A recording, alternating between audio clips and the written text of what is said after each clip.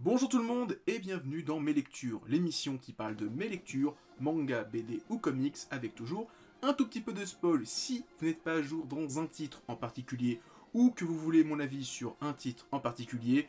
Comme d'hab, il y a le chapitrage dans la barre YouTube, en description. Laissez un petit pouce bleu, un commentaire ou partagez la vidéo, ça permet à celle-ci de grossir et la chaîne de grandir. On approche tout doucement des 2800 abonnés, ça fait plaisir.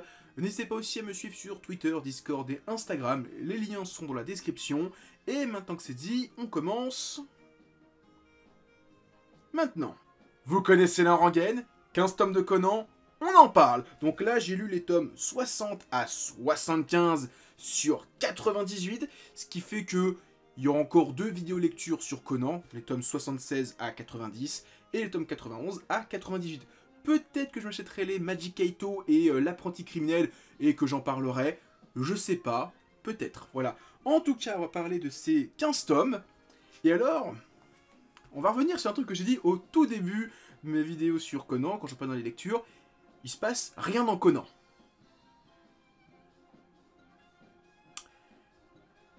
Comment on peut dire ça? Alors au début je disais comment on peut dire ça, je lisais les 15, fin, premier tome, je dis ah peut-être qu'il se passe plein de choses au début et qu'à la fin ça se tasse.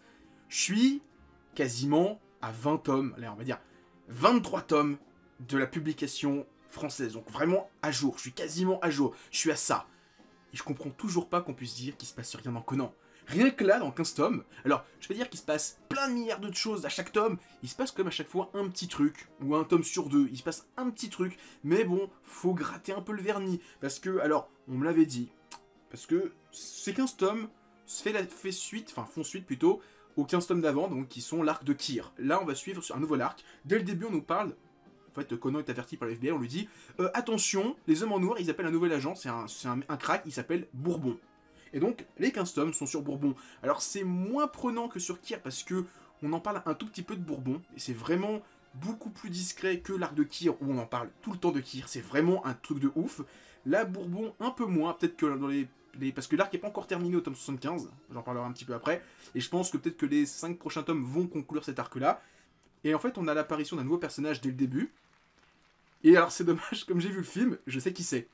C'est alors, voilà, dès le début on nous parle de Bourbon, et au même moment, il y a l'arrivée de Subaru Okiya, où il a dit, oh putain, lui il est bizarre, c'est un homme en noir. Et Conan dit, non, t'inquiète pas, je le connais, c'est un poteau. Il est fan de Sherlock Holmes, c'est un ami, c'est un frère. Sauf que moi j'ai vu le film d'animation, et je sais qui est Subaru Okiya.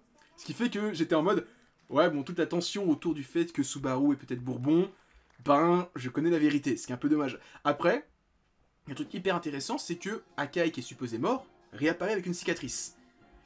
Je sais qui est cet homme, je suppose, hein. Je pense que c'est Bourbon. Là, c'est pas encore été dit dans le top 75. Alors, je l'ai pas encore terminé dans le top 75, peut-être que ça va être dit dans le top 75. Mais en tout cas, ça n'a pas encore été totalement dit. Mais c'est sûr et certain. En tout cas, je le sais, vu que je sais que Subaru Okiya est Akai, à cause du film, je sais très bien que ce faux Akai, c'est Bourbon. Ensuite, on a alors un chapitre de ouf qui dure quasiment un tome entier où Ran et toute sa famille, toute la clique vont à Londres et Shinichi, alors Conan reprend son apparence de Shinichi pendant un chapitre ou deux et il se décarte plus ou moins à Ran, hein. Il lui dit ouais, je t'aime. Alors c'est pas dit explicitement, mais il lui dit tu sais, le zéro ça veut pas dire que je t'aime pas, le zéro ça veut dire qu'on va commencer notre aventure ensemble. Et là ça veut plus ou moins dire ouais je te kiffe, on va se marier, et c'est vraiment cool. On a aussi alors l'apparition, alors c'est un petit peu osef, mais par exemple dans les assistants de Maigret, je les appelle comme ça, hein, donc il y a Miwa, il y a Takagi, et il y avait un inspecteur avec une choucroute là sur le côté, qui a enfin une relation amoureuse avec la prof de Conan et sa bande. On a l'inspecteur Shiba, qui était un petit peu le petit gros du groupe, qui a son amour d'enfant qui apparaît. Voilà, alors c'est pas hyper important dans la trique des hommes noirs, mais c'est des trucs qui me tiennent à cœur, c'est des petites histoires amoureuses qui sont hyper intéressantes. On a aussi, alors dans les derniers tomes, on a eu l'apparition de Masumi Sera, et honnêtement, première apparition, j'ai kiffé. Le personnage était trop kiffant, j'avais déjà entendu parler un petit peu du personnage, dans le film elle était cool, mais là dans la série, elle pète la classe. Alors, pareil, il y a un petit mystère autour d'elle, où il y a un personnage qui dit « Ah, c'est une fille !» Tout le monde fait « Vous êtes au courant ?»« Oh, l'expérience !» Tout le monde dit « Ah, ressemble à quelqu'un !» Bah, je sais qui c'est. Je sais à qui il ressemble, parce que j'ai vu le film, encore une fois, je me suis gâché certains plot twists, mais j'ai hâte de voir comment ça va être amené, comment ça va être... On va découvrir l'identité de Masumi Sera, comment Subaru Kia va se révéler, etc. J'ai hâte de voir ça, c'est dans les 15 prochains tomes, ça va être une dinguerie. Là, je pense que les 15 prochains tomes que je vais lire, une putain de dinguerie. En tout cas, Conan, encore une fois, les 15 tomes que j'ai lus, j'ai kiffé. Non, j'ai pas d'autre chose à dire, franchement.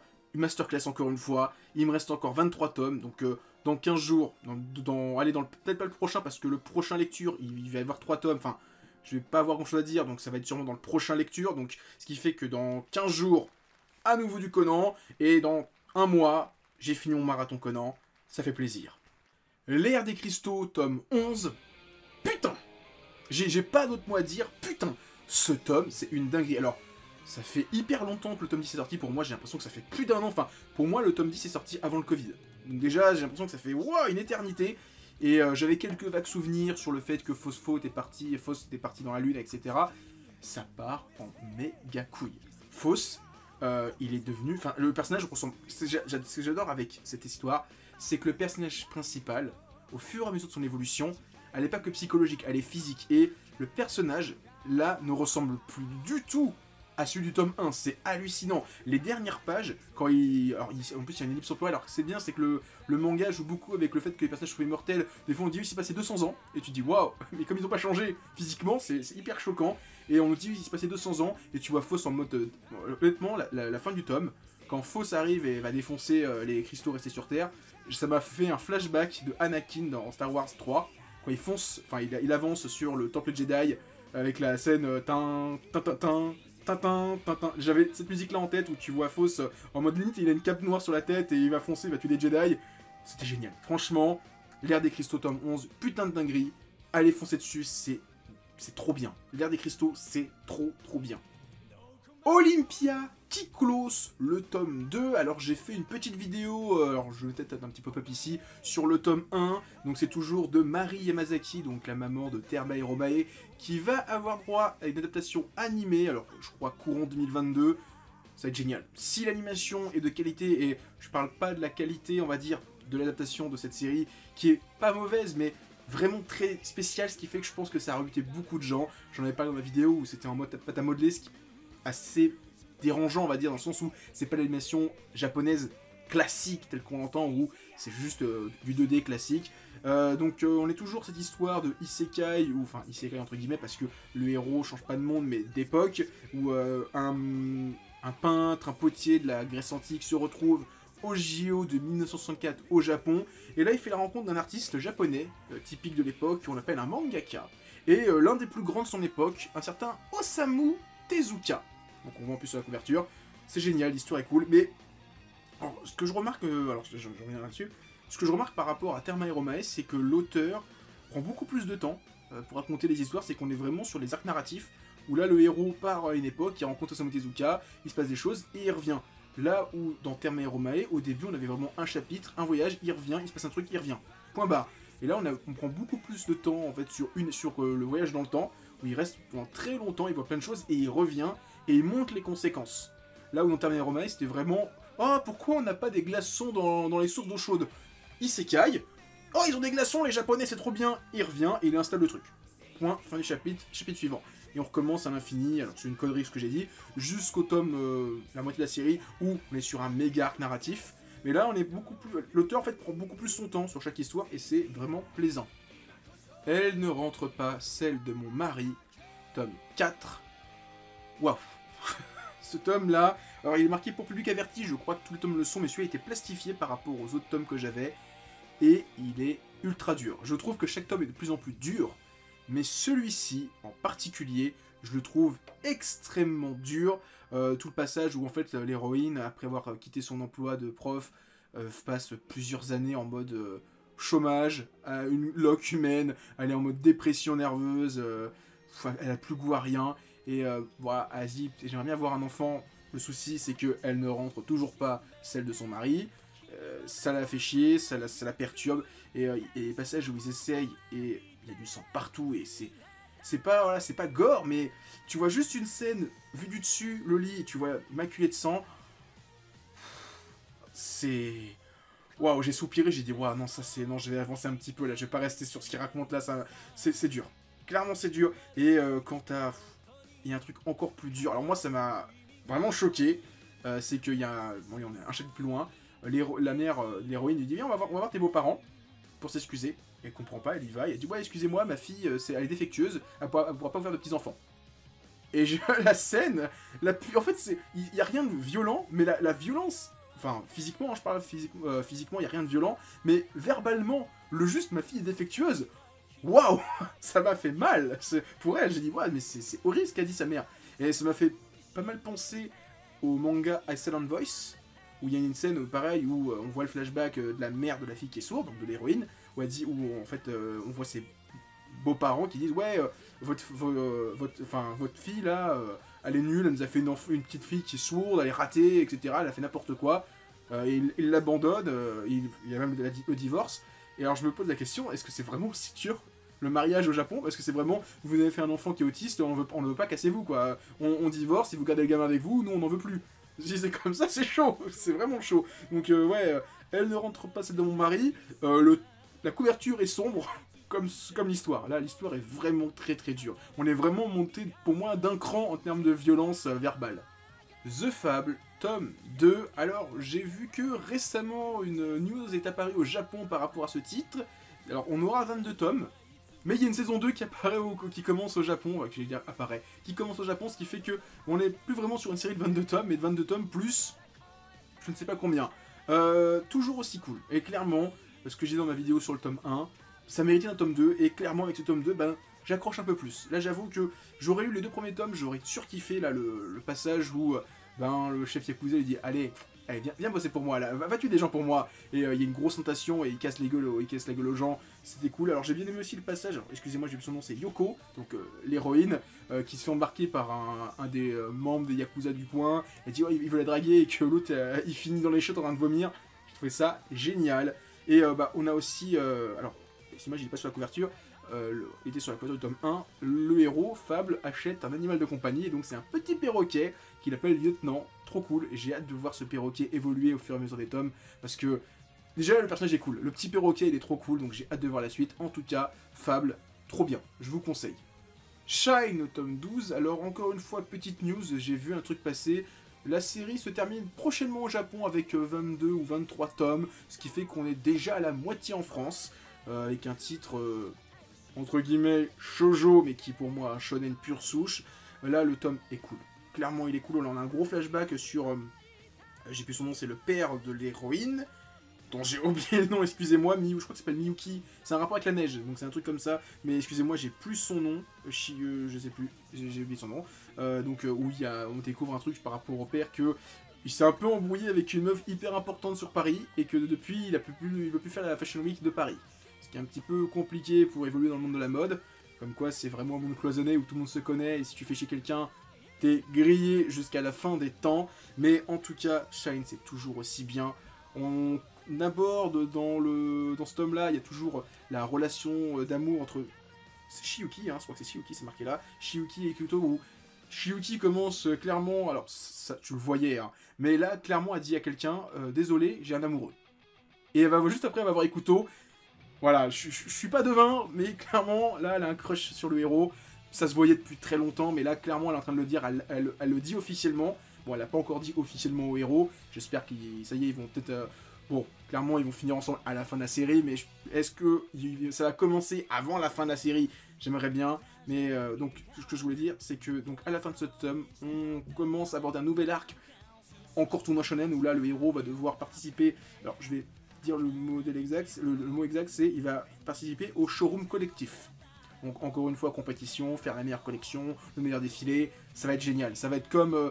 la fin du tournoi scolaire, etc., où il faisait des gros défilés de malades, c'était génial.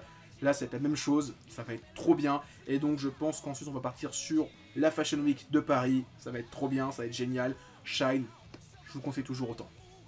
IQ, tome 41, on est toujours dans le match entre Karasuno et Kamomedai, avec le fameux match entre les petits géants. J'aime bien, c'est que on voit le petit géant original qui est derrière, et on voit l'entraîneur, alors de... Shiratorizawa, si je dis pas de bêtises, et qui est derrière et qui lui aussi a eu ce malheur d'être petit et d'adorer le volley, ce qui fait que il pouvait pas jouer. Et donc là, c'est vraiment la couverture des petits monsieur. Le tome est génial.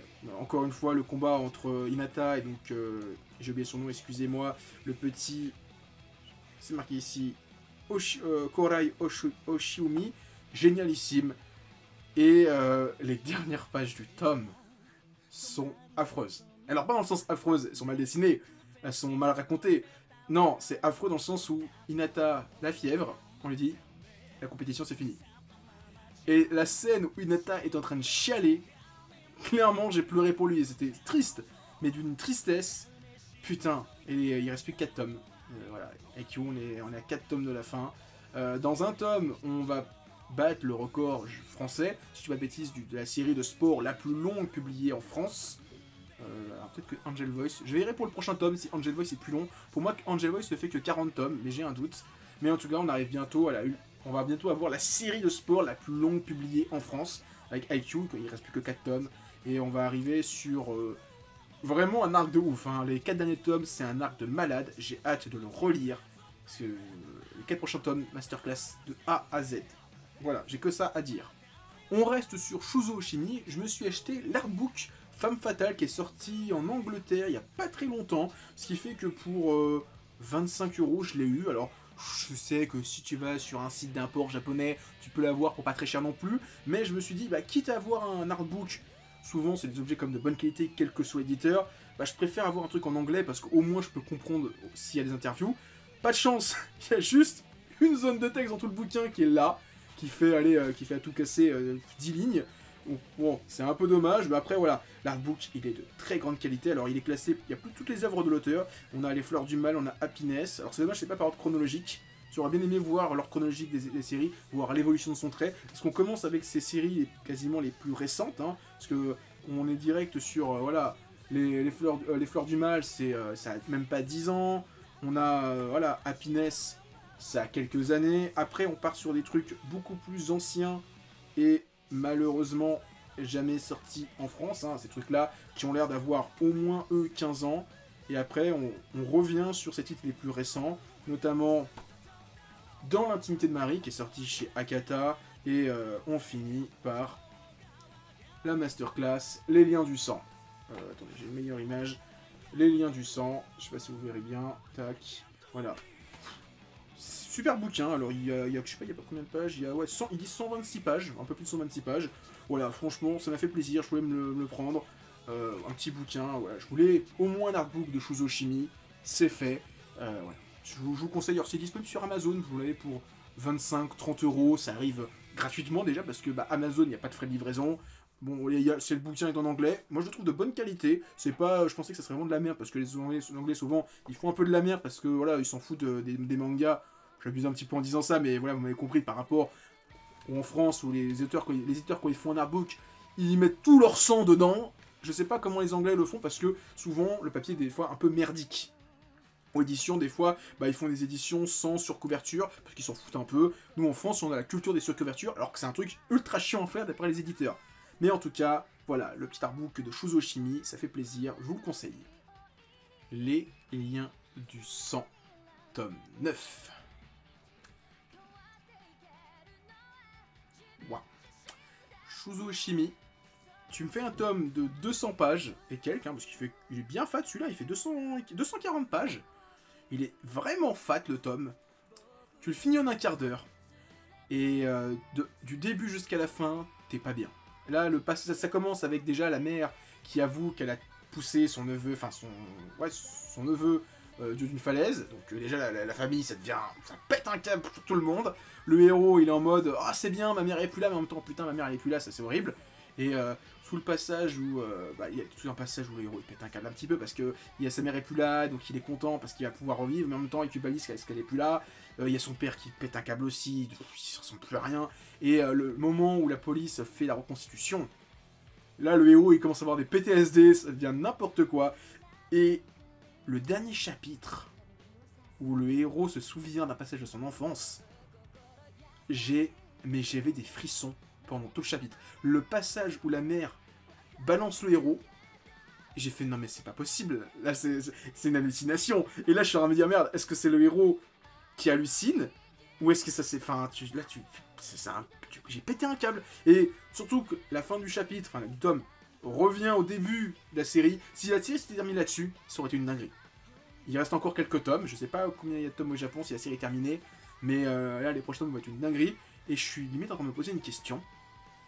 Est-ce que le début de la série, c'est bien ce qui s'est passé? Est-ce que la mère a vraiment poussé son neveu? Ou est-ce que c'est pas le héros qui a poussé son cousin par jalousie? Parce que il dit bien, ouais, ma mère s'est approchée, elle l'a attrapé, elle lui a fait un câlin. Et est-ce que le héros, dans un délire de attends, ma mère, elle m'a poussé quand j'étais gamin, elle le fait pas à mon cousin, pourquoi elle le fait pas? C'est ma mère, elle me protège, moi, pas toi. Il pète un câble, il pousse son cousin, et sa mère se dit, oh, c'est mon fils, faut que je le protège, je vais dire que c'est moi qui ai fait la connerie. Je suis en train de me poser la question. Là, c'est vraiment à ce niveau-là de me dire, putain, jusqu'à quel point la mère peut être dérangée pour mentir et protéger son fils.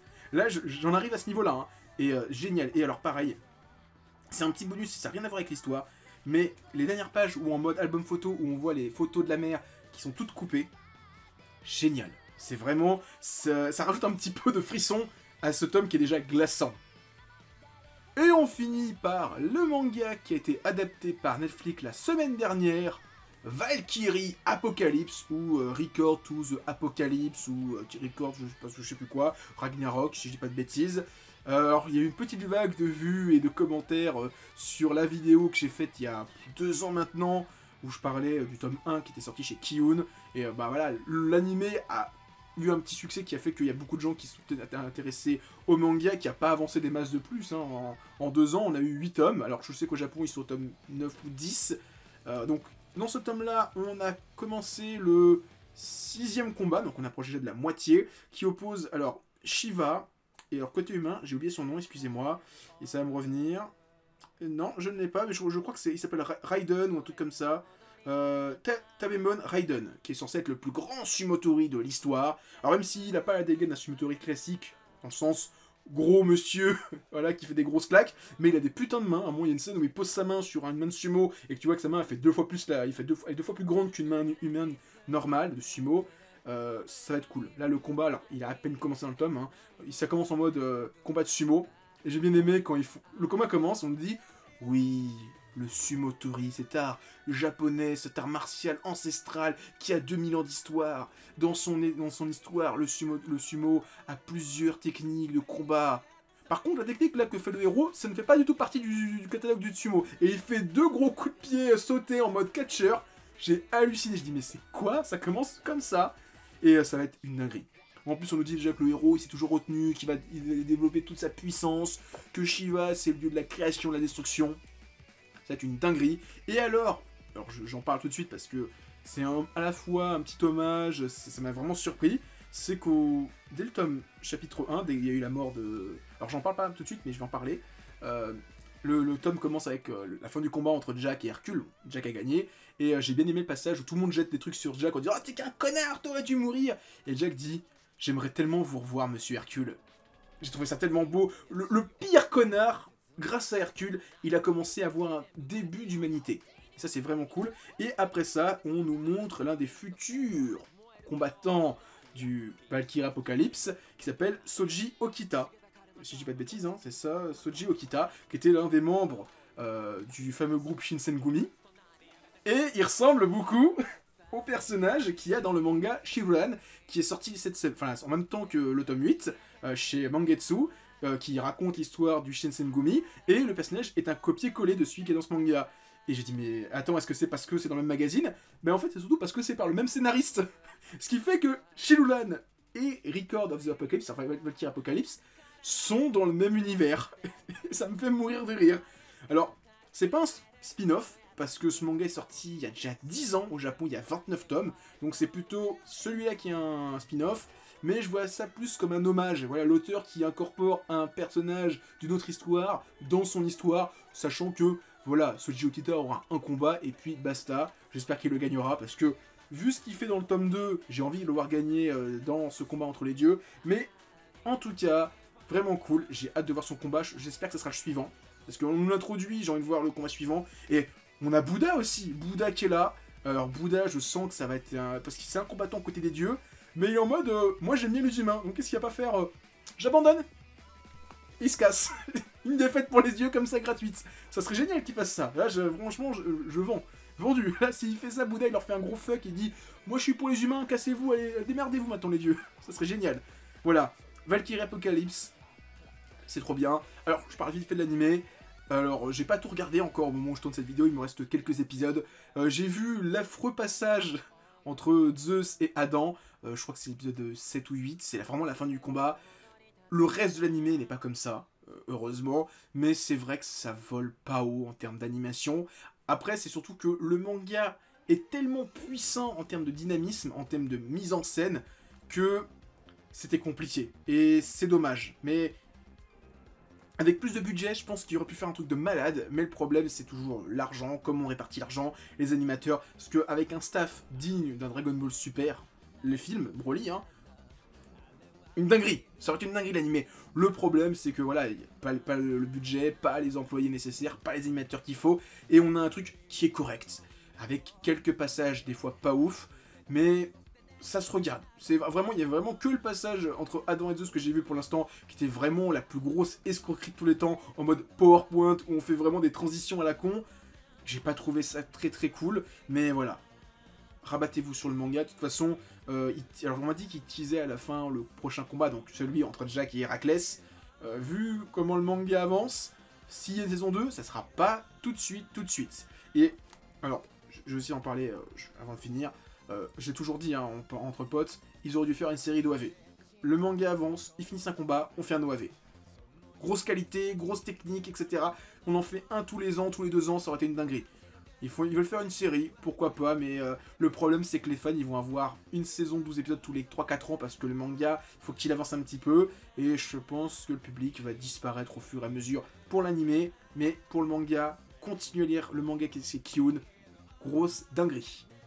Voilà, c'était mes lectures, j'espère que vous avez aimé cette vidéo, si c'est le cas, laissez un pouce bleu, laissez un commentaire, partagez, n'hésitez pas à me suivre sur Twitter, Discord et Instagram, et moi maintenant je vous dis à plus, et continuez à lire des mangas. Allez, ciao tout le monde!